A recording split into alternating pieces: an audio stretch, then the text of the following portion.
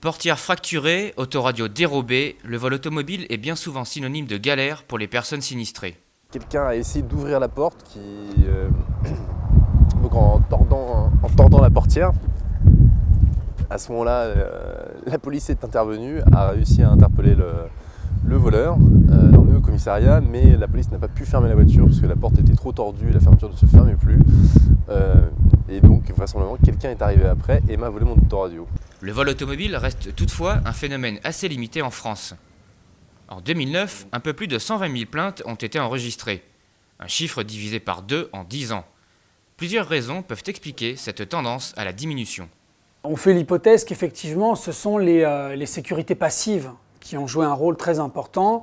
On sait, là, d'après des études qui ont été faites par des journaux spécialisés dans l'automobile, que certains modèles, entre guillemets, très faciles à voler sont les plus volés. Donc on voit bien qu'il y a une corrélation entre le fait qu'un véhicule soit volé et le fait qu'il soit facile à voler. Il y a aussi évidemment la valeur sur le marché du resell, mais là, à ce moment-là, ça concerne des véhicules de très haute gamme, où on va parfois utiliser la violence pour se procurer le véhicule, précisément parce que si on voulait se procurer le véhicule alors que l'auteur n'est pas en train de conduire, bien à ce moment-là, la sécurité passive empêcherait de voler.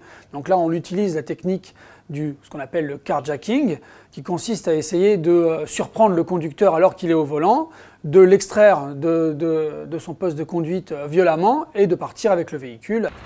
Les assureurs couvrent assez bien le vol automobile et de tous les accessoires intérieurs, comme les autoradios.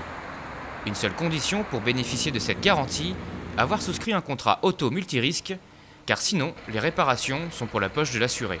J'ai un contrat d'assurance de base qui ne couvre pas les dégâts matériels commis sur ma voiture.